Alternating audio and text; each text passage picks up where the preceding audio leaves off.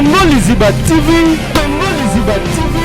Pour plus d'actualités, abonnez-vous, abonnez-vous, abonnez-vous. Mon peuple a commis un double péché. Ils m'ont abandonné, moi qui suis une source d'eau vive. Nanamela nani, nanamela Yesu, po azali bolingo.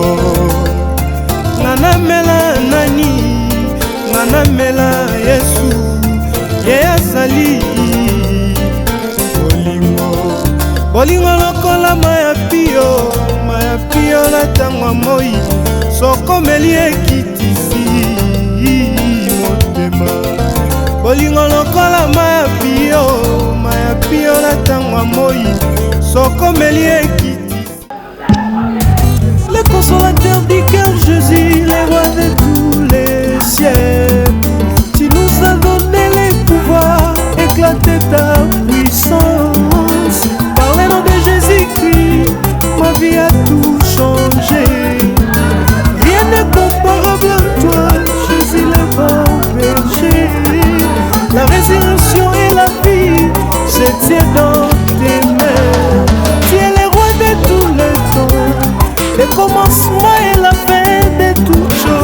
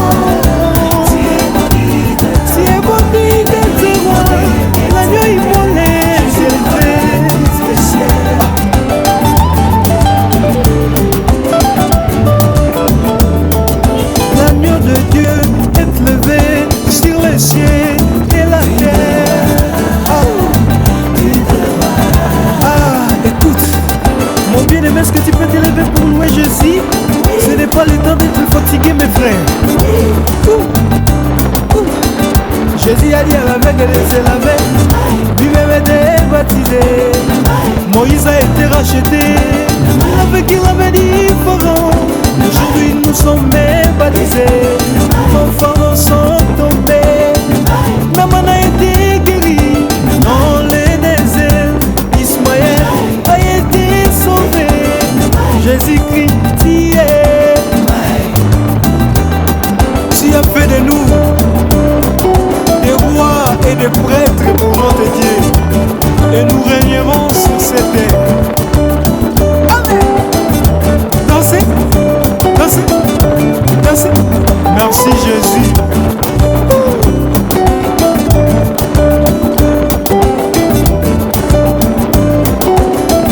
Dieu vraiment oui.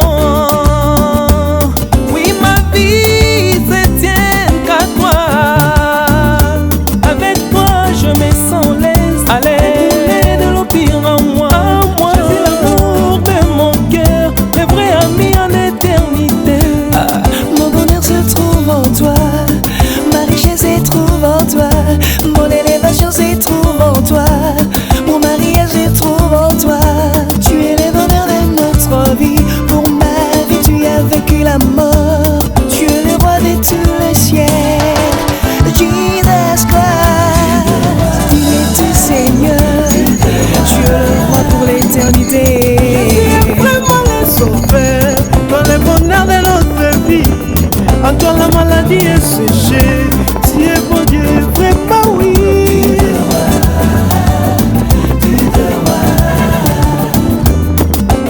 Jésus, papa, Jésus, mon sauveur, Jésus, je t'aime si fort, Jésus ne me quitte pas, je t'en supplie, enlève tous les épis, les maladies qui envahissent tout mon corps, je t'en supplie, enlève tous les épis, les pauvretés qui envahissent toute ma vie. Élie m'ont sauvé. Écoute le cri de tes enfants. Ma belle Élie, Jesus Christ. Tu aussi d'être loin. Jésus, le livre dans mon sang. Oh, ma belle place. Tu peux détruire toutes mes condamnations. Tu es maudit d'être loin. L'agneau immolé, j'ai levé.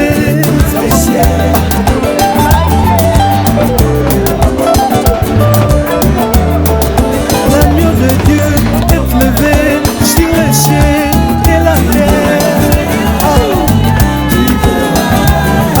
Écoute, mon bien-aimé, est-ce que tu peux te lever pour louer Jésus? Ce n'est pas le temps d'être fatigué, mes frères. Jésus a dit à l'aveugle de se laver. Lui-même était baptisé. Moïse a été racheté. Avec il avait différent. Aujourd'hui nous sommes baptisés. Nos fardeaux sont tombés. Naman a été guéri dans les déserts. Ismaël a été sauvé. Jésus-Christ y est.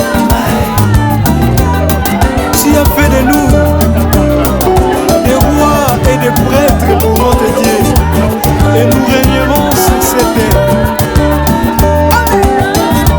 Dansez, dansez, dansez. Merci Jésus.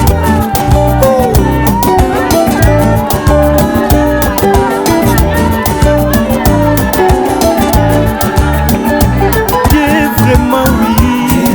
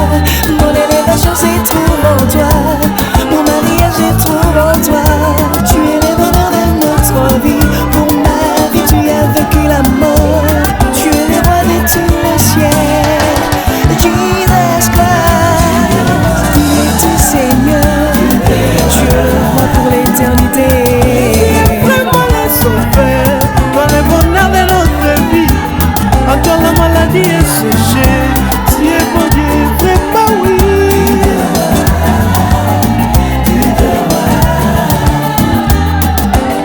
Jésus, papa, Jésus, mon sauveur, Jésus, je t'aime si fort, Jésus, ne me quitte pas, je t'en supplie, enlève tous les épines, les maladies qui envahissent tout mon corps, je t'en supplie, enlève tous les épines, les pauvretés qui envahissent toute ma vie, et ils vont sauver, écoute les cris de tes enfants, ma belle Elie, Jesus Christ,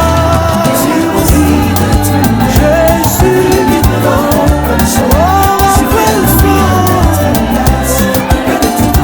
tu peux détruire toutes mes condamnations. Si est bon de dire, l'agneau il volait,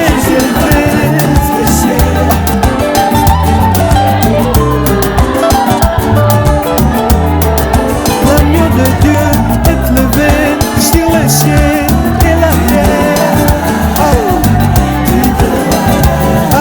Écoute, mon bien-aimé, est-ce que tu peux t'élever pour louer Jésus?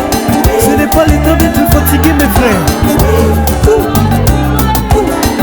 Jésus a dit à l'aveugle de se laver, lui-même était baptisé. Moïse a été racheté, avec il avait dit Pharaon. Aujourd'hui nous sommes baptisés, nos parents sont tombés, maman a été guérie dans les déserts.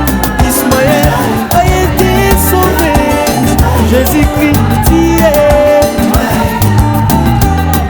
tu as fait de nous des rois et des prêtres pour notre Dieu, et nous régnerons sur cette terre.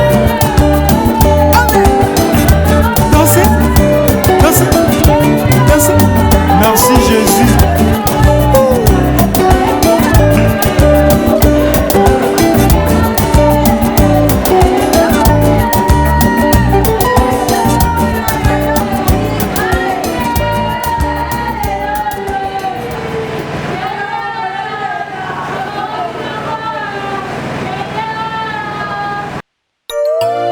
Mon peuple a commis un double péché. Ils m'ont abandonné, moi qui suis une source d'eau vive. Nanamela nani, nanamela Yesu, po azali bolingo. Nanamela nani, nanamela Yesu, ye azali bolingo. Bolingo lokola maya pio na tangwa moi, sokomeli ekitisi motema. Bolingo lokola maya pio na tangwa moi, sokomeli ekitisi motema.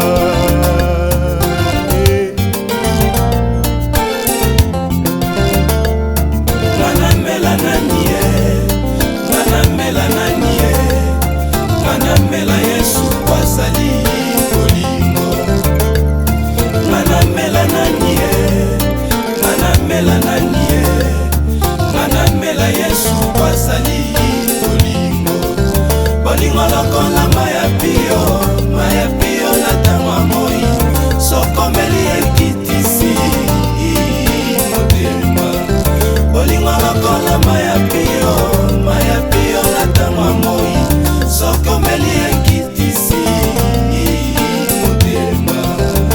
le dernier jour, le grand jour de la fête, Jésus s'est mis debout, s'écria, venez à moi, vous tous qui avez soif, je vous donnerai des... Vraiment, pour démarrer le programme Nabiso, Tata Topesio, merci pour le programme de la Tongwa Lelo. Tolingi, quelques salema Lelo, et les canacés en Boyana yo. Grâce et faveur na yo à Nabiso, de début jusqu'à la fin. Na komone solobi, amen. L'éternel tout ce qui balanga nzembo, bazo sunga biso, na moi bakante que moko to mibale adoration. Pour tous les cas de Makamosusu. Aux amours à Nzambe, on attend que les bazo yemba, yemba na bango elongo topesi nzela na bayembi.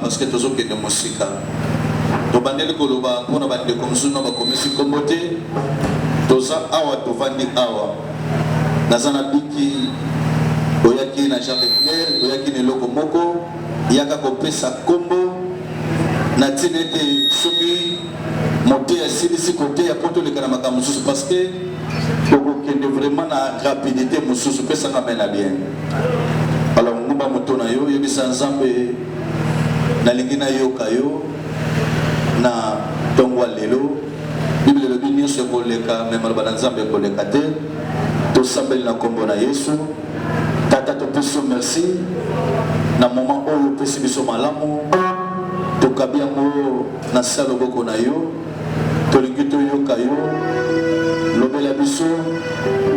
organiser pour monter au Bongisi na Tonga Lelo. Pour le Belabiso na Pal na yo. Et Badeliki no Soka na Siangula Malemo Santo na yo. Na Kombo le Solobi. Amen. Ok, sans plus tarder. Na ligi quand même toka maloba na Nzambe. La Bible zo bisanga baumbu na Nzambe bazo mériter double honneur.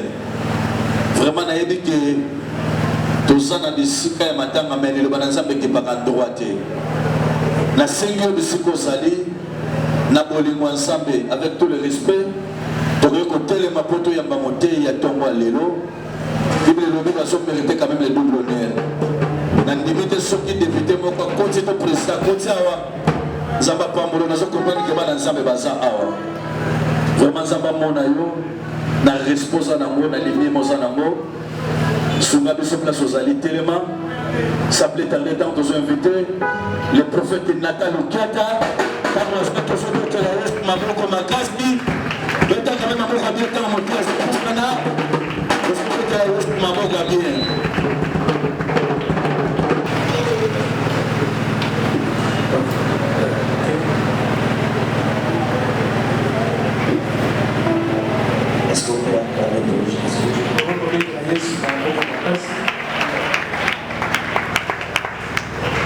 Gloire soit rendue à Dieu pour la grâce que nous a fait d'être ici ce matin. Il est écrit en toute circonstance, bénissons le nom du Seigneur.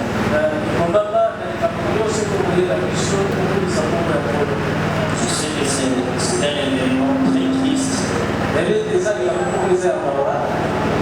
Comme c'est Dieu qui est le décideur de notre vie, Dieu qui se soumet à sa volonté. Pendant le moment pareil, moi je vous dis, c'est là où nous devons bien réfléchir et prendre conscience de notre existence.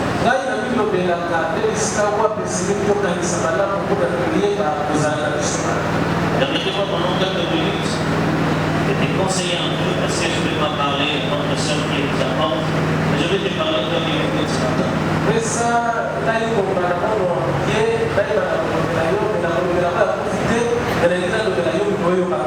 a deux petites choses que nous allons faire ce matin. La première, c'est parler de la part de Dieu.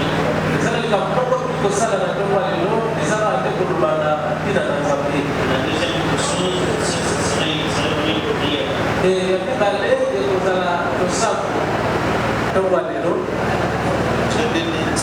trucs que je veux dire.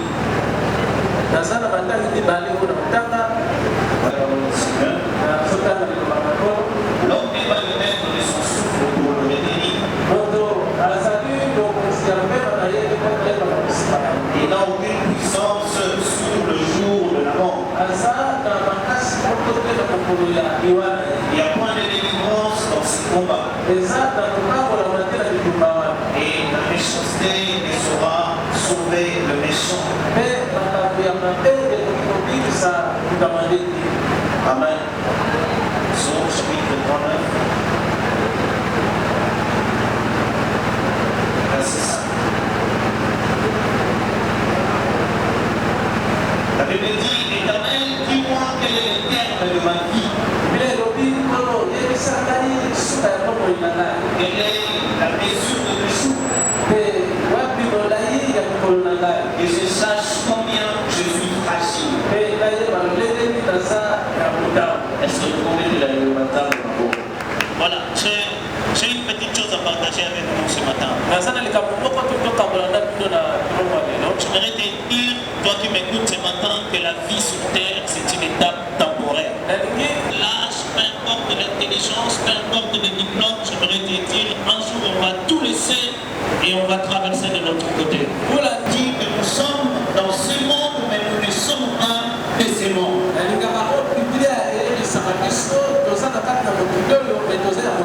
Alors je voudrais tirer ton intelligence et dire combien tu vas t'attacher à Dieu, parce qu'après cette vie, il y a une autre vie qui nous attend de l'autre côté. Peu importe les moyens de vie qu'on pourrait avoir, en relation avec ce monde,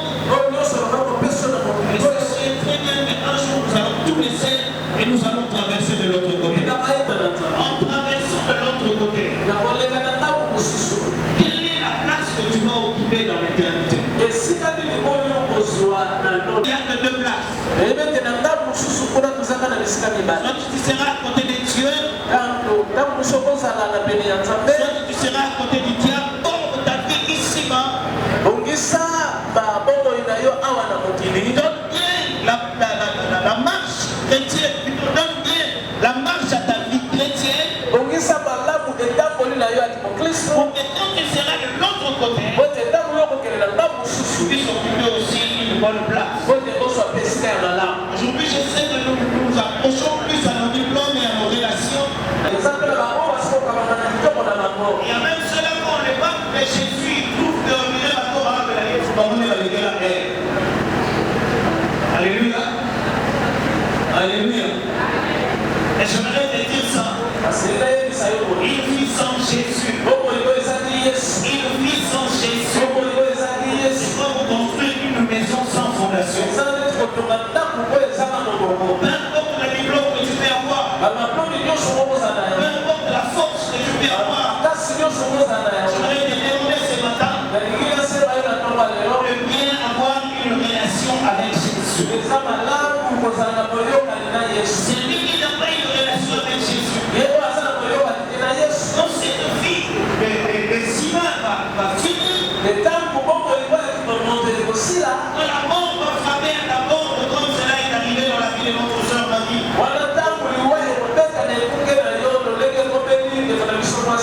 Tu vas te poser beaucoup de questions. C'est par rapport à l'homme riche. Avec le pauvre Lazare. Il avait beaucoup d'argent. Il avait tout ici-bas. C'est le jour de sa mort. Il se retrouve en enfer. Celui qui avait beaucoup d'argent, celui qui pouvait acheter tout par son argent, commence à demander une goutte d'eau à un pauvre homme qui existait sur la terre. Mon frère, ma soeur, de bien s'habiller, c'est bien d'avoir beaucoup de maisons, mais ça serait très bien que tout cela va rester ici. Loin de moi l'intention de te dire vanité de vanité, tout est vanité.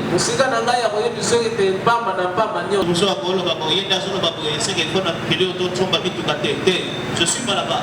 J'aimerais te dire, si tu veux acheter des voitures, même s'il faut voyager, même si tu dois faire de grandes choses sur la terre, travaille avec Jésus. Marche avec Jésus. Alléluia.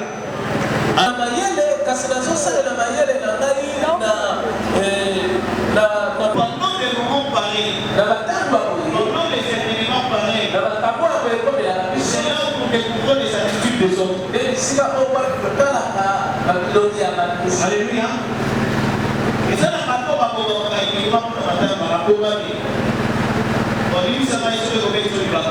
mais ça n'a pas peut-être que il y a quelqu'un qui déjà compris ça de vous. Alléluia. Donc il y a des temps il y a beaucoup ça et bien il y a des choses à le voir il faut que les enfants à quelque part la ligne est utilisée par les locaux dès qu'on soit temps il y a qu'on préparer encore la peine à matin à deux la tirée oui mais il y a la mise à noir dès qu'on soit temps il y a qu'on ça la programme et sinon qu'on ça la la ligne on soit temps il y a qu'on préparer fin à yo pour après et ça n'a pas de cela.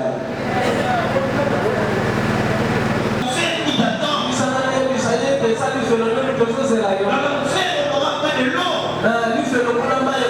On n'aura pas les amis là qu'on a portés.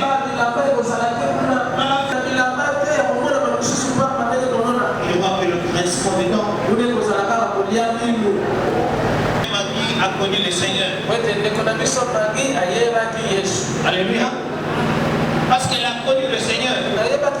Et si elle n'avait pas connu le Seigneur, et si elle était d'une autre religion, certainement les gens de cette religion-là allaient venir rendre leur culte ici. Alors si nous sommes en train de faire ces cultes ici ce matin, c'est que notre bien-aimé, presque plutôt notre bien-aimé prie toi qui m'écoutes ce matin. Sachez que la vie des hommes sur la terre est une étape temporaire. Un jour, tout va finir. Et tu passeras par cette grande porte de la mort. La Bible me dit ceci. L'homme n'est pas le maître de son souffle pour le retenir. La relation que nous sommes en train de choisir, c'est nos décisions personnelles. Mais la Bible dit ici que l'homme n'est pas le maître de son souffle. Permettez-moi de vous dire ça. Un jour, une dame a appelé son fils qui était aux États-Unis.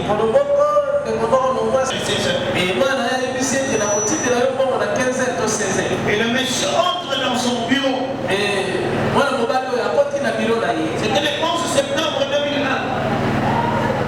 Et pendant que ce monsieur était dans son bureau, et aujourd'hui j'ai plus peur de la mort. Alléluia. Ce qui est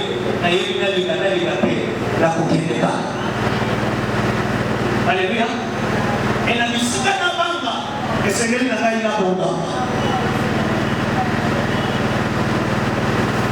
Prépare ta vie ici-bas.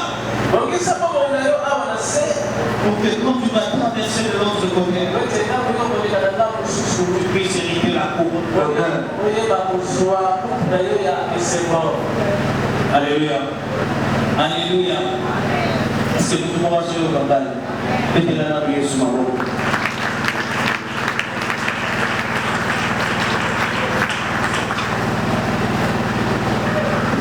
Comme je disais tantôt ici, il y a certaines personnes à la foi chrétienne pour eux c'est un passe-temps. Puis parce que ça me l'a dit que ça va tout mal problème de bébé. Bateau va finir à m'envoyer ici, bateau va avoir issu de l'eau qui va s'arrêter, et bateau va s'arrêter. Donc pour certaines personnes la foi chrétienne est comme ça. Les mamans ils disent ça, papa ils disent ça, à tous ça dans ma relation, à tous ça dans ma dicto, à tous ça dans titre mongo, à tous ça qui toko. Les nations qui sont pas qui n'a si mal ils sont locaux. Sont maintenant 10 ans avant de comment les locaux l'année dans les choses à terre. Et ça ensuite là il y a la table de supporter. Nous va maman mon ba mon kolo to tata mon ba mon kolo na ash na yo. Akisa iso ni kolo ya ash ko so ko fi ko mandeli. Alléluia. Makambo ekoyana 30 secondes ezali kosoa kutoyebi yango basante nzambe koyebi. Alléluia. Voilà pourquoi tu vas tout programmer avec le Seigneur. La longueur du bras, mais il nous donne la largeur de la main. Si bas, peu importe les années que tu peux vivre, je peux l'arrêter à une seconde. Kaina mona mutu ayi abane kolela yepa kufika kawa pesanga mena. Alléluia. On était là, je crois, ici à la fin de l'année. On était avec des pasteurs de dans Boulumba, on parle ici. Et puis, dans le temps, on est passé là pour parler de Yaya Nanegi. Alléluia. Après, on a un peu de mon côté. Mais on a un peu de mon côté. Ceux qui ont l'ongalité, je vais terminer ici. Ceux qui ont l'ongalité, awana senata, ceux qui ont l'ongalité, awana senata, nimisaka na yesayo, mukolo kolukaye de l'autre côté, ba côté yo souffle de côté. Chrétien, permettez-moi l'expression, prenez le temps d'être chrétien. Je ne veux pas qu'on puisse aller seulement à l'église.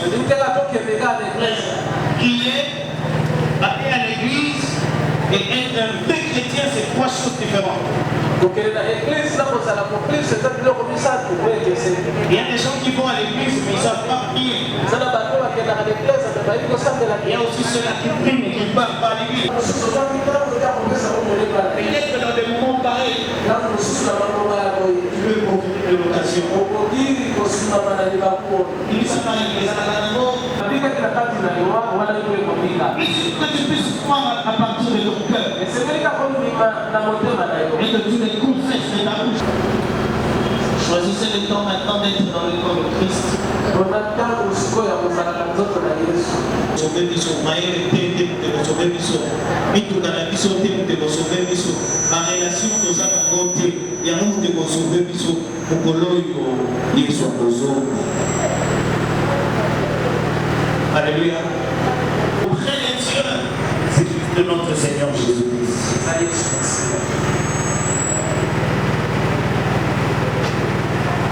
On est là dans la même chose, c'est bien, mais je t'invite ce matin à donner aussi le temps à notre Seigneur.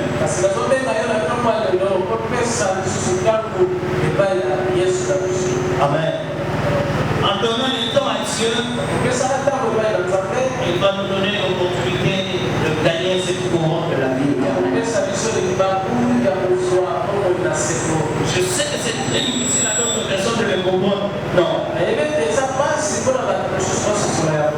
te faire cet exercice, ferme juste tes yeux et tu vas comprendre quelle est la vie que tu vas traverser de l'autre côté.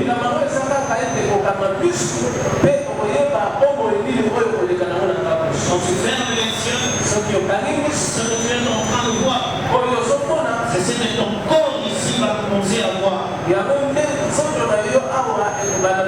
Parce que ça ne va plus exister. Et ton âme va occuper quelle place? Amen. Alléluia. Alléluia. Son Père l'a pour Jésus. C'est lui qui te protège. Alléluia. J'aimerais qu'on puisse prier.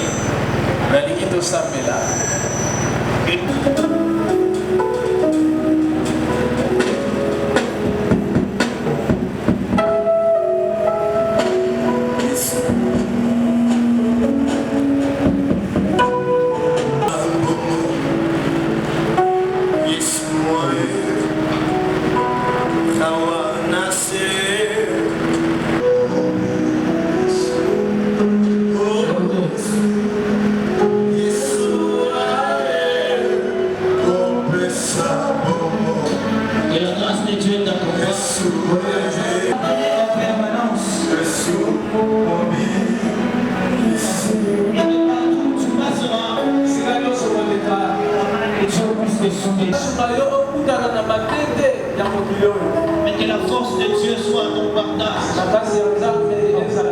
Enfin que ta foi et puisse pas faire l'ouvrage. Et que quand la mort frappera à ta porte,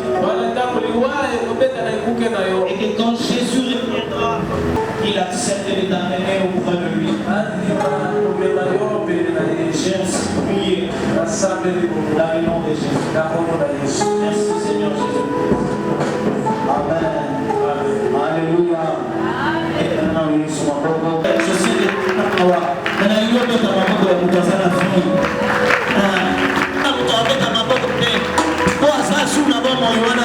mais si Dieu t'a donné la vie, si t'a protégé, s'il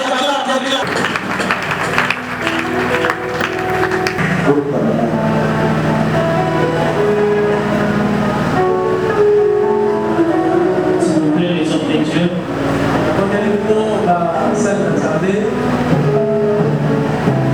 si on peut prier ensemble pour cette parole.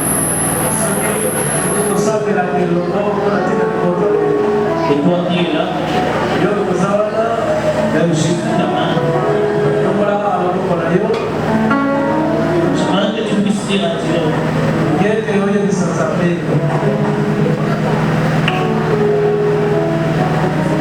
Dieu pour la vie que pour il faut apporter, il faut apporter, il faut apporter.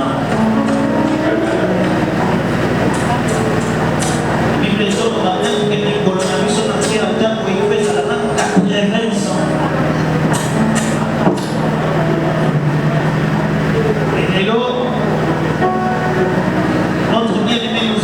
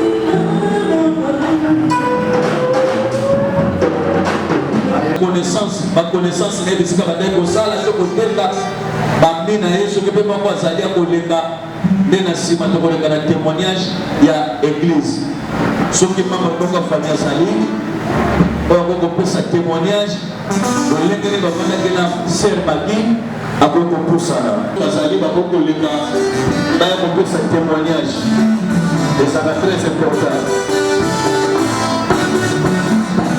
Pourquoi il y a une série de malades, avant d'aller dans elle, ce qu'on a là pour sa témoignage.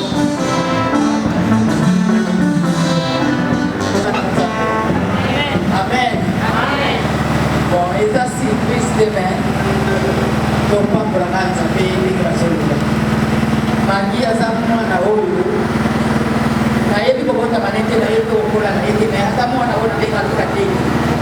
Amen bana sabe. Amen. Nateki na Magi, nabanda Magita na ile na yeko teka na yeye mwaka la pamba. Kwa sababu ile koteka na so que dernier temps avant de commencer décembre la bonne année ayeko teka sika mtso teka.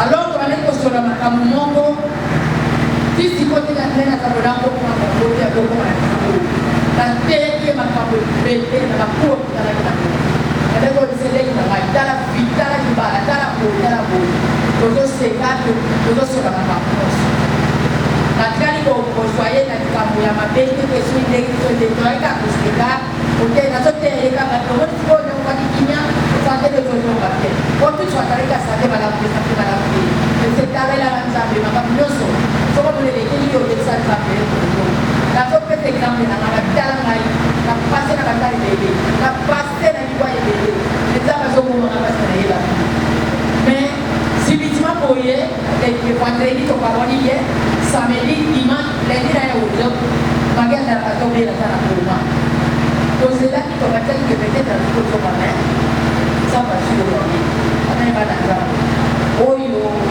dans tous les années tout ça là là on dit si on peut faire si on peut voir si on peut tambola les familles à moi na plus na ito na zambe famille ya moi ya kuja amen nazana nikabwa mabele na mwana mwasi na tseko za na mabele bake na tseko sana na yeye chape ba wote oya nazana na watu ya kuna za nyumbani.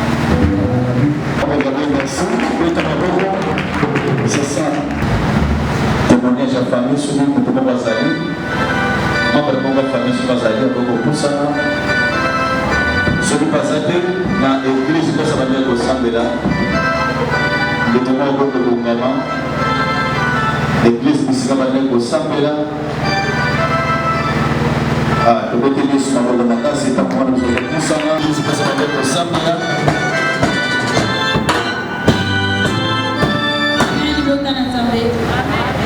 Vraiment, elle a fait un témoignage pour l'instant de Bissomali. Elle a dit vraiment pour la été. Il y a Moukier, elle a dit, abandon, il y a un dame. Quand on va dire qu'il y a de cette connaissance à jour, mon corps, mais vraiment, à ça qui maman pour la barre.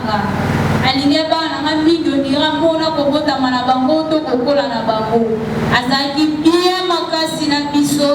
Adaki gentil dans cette journée de 100 Kayananda avec le côté Kayananda pour la fête ça dit maman boya la wente parce que t'es kaka boya on la bana bilo malheureusement donc il a peu de kunga la biso de mon a été et souvenir à ma casse nazana boya le 31 décembre ayaka l'église vraiment à Nimaka église à Nimaka vraiment la bateau et ben l'unité donc le béca c'est on a tous avec un fanfare le 31 en tout cas ça n'est pas na mitema ya mutu yezaka to yeba nzambe pe to bakamana nzambe vraiment mwalimu na yebe malaki.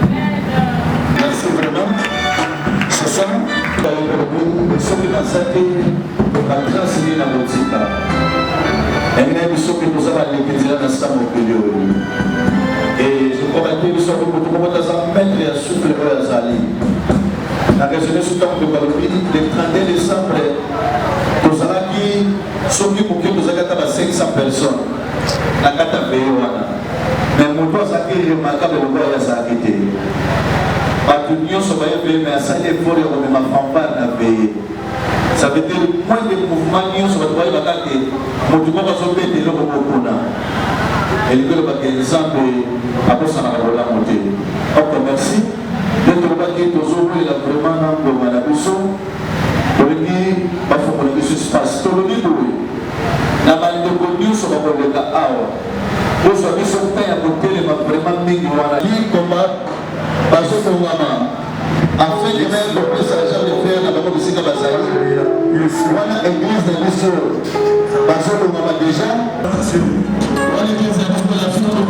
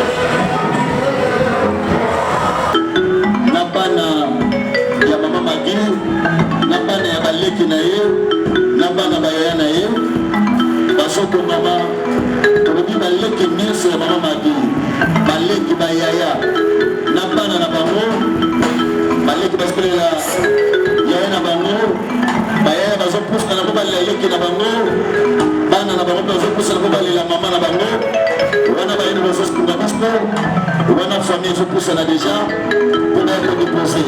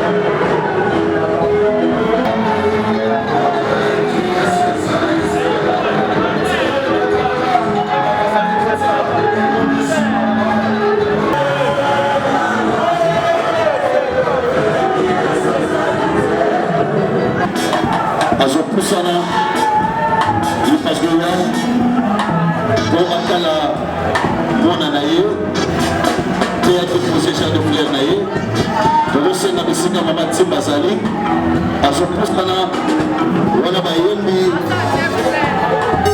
adefosaki te ya koleka te topesiki te na moto nyonso wana bazosunga biso bayembana biso na boyembo moto nyonso azoki te koleka te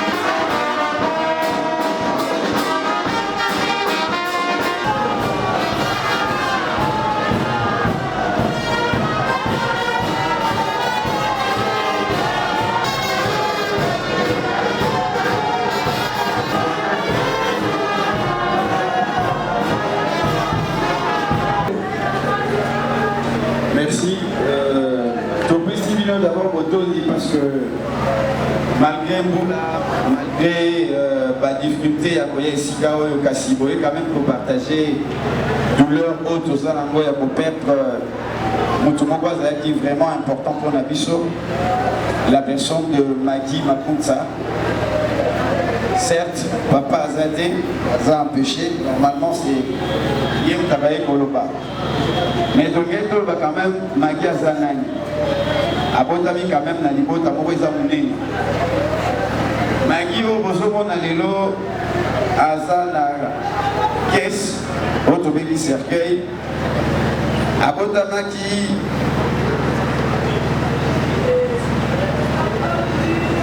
le 16, 7e mois 1976. De son vrai nom, Magui Makunza Kwasa. Et papa Naye, Kombo Naye, Makunza Lebi Taylor. Abotaki na lisanga ya maman Timba Didier Fou Marie. Oaza pesa musika na biso lisusu. Bongo na parcours na ye ndenge bato mosusu bakanisaka ke Magui abotaka te mais bazo se tromper. Magui abotaka. Magui aza na mwana ye aza na mikili ya poto. Et de l'autre côté abali mobali kombo na ye Samba Pichou. Et de l'autre côté, Azali na libota oyo papa Botiba na 10. Bongo Magui abandé pour occuper 4e place. Tosepeli mingi, tozoke kunda Magui na Ningati. Sima ya maloba nanga awa, mosali na nzamba kobondela, tokokanga cercueil, pe tokokende na Mingati. Tozana mituka oyo eza disposé. On se fait la matin, plutôt qu'il y a encore jusqu'à la dernière demeure de Bonabisson Magui, tout se fait la nuit. Tous en amaloba minga pour y sabinoter. Tous ces libino merci. Merci Makasi. Certainement, programme Morizali Nangambu Yaba Mama. Bisopé le bout, la tous appelle un programme Nabiso. Mais pour préférer, qui passe le temps de commis déjà plus proche. Merci, pasteur. Ok, merci. Ndegi Libota, résultat un colombo et Souka. Et toujours le Bakoé. Dès que toujours le Molako, Awa, Bobacha Yango, la visite que je vous le lengue de ce botika, quand les connus se posent à 4 Bobo qui vous place sur les bandes, parce que après Awa, balobi keza na corps sur le sengeli et kota awa yango bande ko sali ba sengeli so vraiment na bolingo wana dès que nous autres pour la corps pour kotikela biso esika oyo boko kotikela bango esika obo ba sala musala mususu amen lelo bamboko na premier ya lelo toyebi ke tozotambola na nzela mituka oyo esalami na maboka bato nalingi moto moko yebisa nzambe abatela bandeko nyonso oyo bakolongwa awa kokende kotika nzoto ya mama na biso Magui na kimia oya moko te ya baksina ezala mosika na bango tosambeli na kombo na Yesu Kristo sambeli lokwa mwana nzambe yebisa nzambe tozokende kotika mama Magui tolingi ye tobatela ale pe retour ya bato nyonso bakokende na kimia mpe bazonga na kimia derangement moko te ezala na nzela mobateli malamu oyo abatelaka abatela koleka na kombo na Yesu.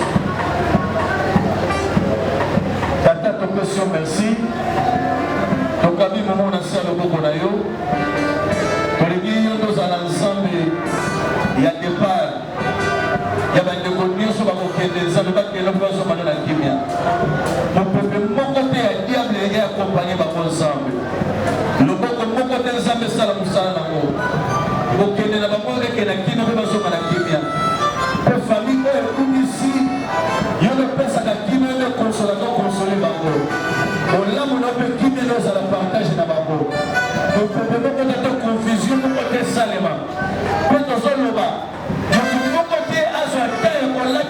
magi na nsima awa mutu moko te nzambe toyoka teke magi koto tozalaki lupai lisusu bibelo te pesabeli mutu kokotama mbala moko mpe kokufa apres wana eza jugement tika biso toyekende na kimia mpe pema na kimia bolamu na yo nzambe ebila libota mpe ndeko nyonso apusanaki awa na kombo na solobi amen. Tobandeli tobandeli biso toza bandeko église cité des États-Unis wana avec tout le respect que ce qu'on peut comme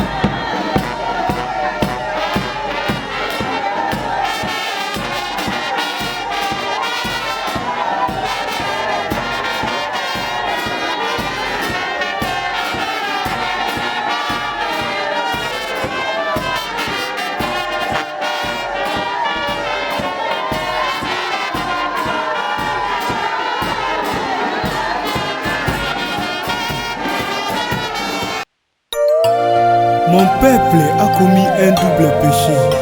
Ils m'ont abandonné, moi qui suis une source d'eau vive. Nanamela nani, nanamela Yesu, po azali bolingo. Nanamela nani, nanamela Yesu, ye azali bolingo. Bolingo lokola maya pio na tangwa moi, sokomeli ekitisi motema. Bolingo lokola maya pio piola ntango ya moi sokomeli ekitisi motema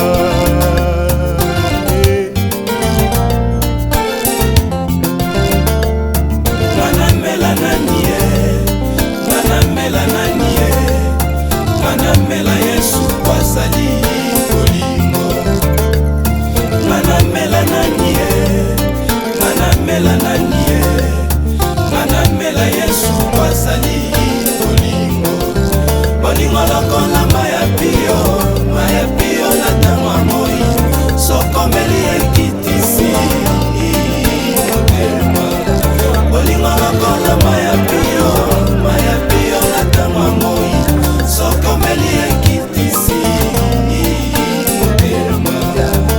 Le dernier jour, le grand jour de la fête, Jésus s'est mis debout, s'écria, venez à moi, vous tous qui avez soif, je vous donnerai de l'eau vive, comme nous dit les Écritures. Wanezalaki kolobela biso nkolo e, mpona molimo e, yango nde mosungi na biso, na ntango pasi atili yango mpona baso bakondimela ye masiya ye manamela nanie manamela yesu basali bolingo ata okomi na suka mela nkolo lisungi malamu ezangaka te baboya nkolo basuka bie yolilitango kasi oyo ayambi nkolo momo ya seko bolingo lokola maya pio na ntango ya moi sokomeli ekitisi olemba nzoto te ndeko nanga baye nyonso bamona ye makambo na bango ekongwana baye nyonso basima ye bokono na bango esila kasi ngai yesu nalingi namona na ngai yo te kasi ngai yesu kosala ngai na mbela na ngai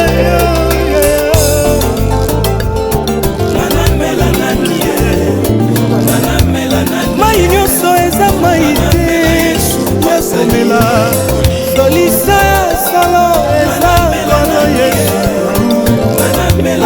mokano na ye na bomo ya magi bibele lobi toyotaki mabele tokozonga mabele lelo maloba oyo ekokisami na bomo ya magi lobi ekozala biso ekozala bandeko mosusu esika tozali awa esika tozotika nzoto na ye epai wapi mokano ya nzambe ekokisami.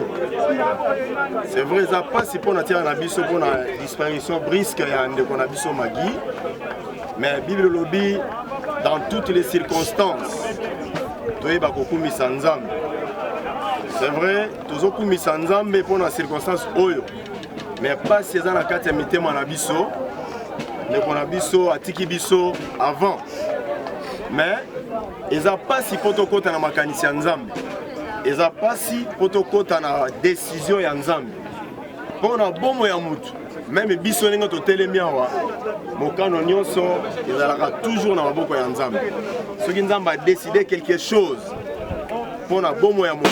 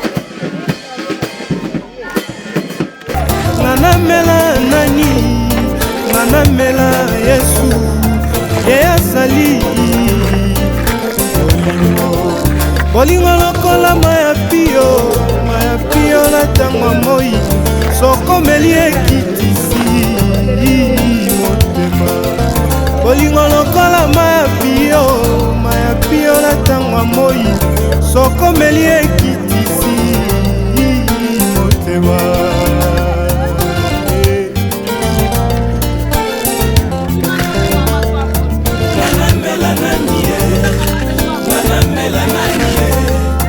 manamela yesu bazali bolingo manamela nani manamela yesu bazali bolingo bolingo lokola maya pio na tama moi sokomeli ekitisi motema bolingo lokola maya pio na tama moi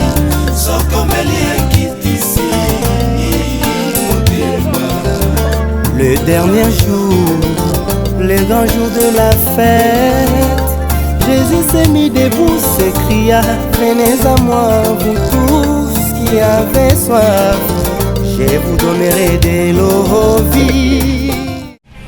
Tongo Liziba TV,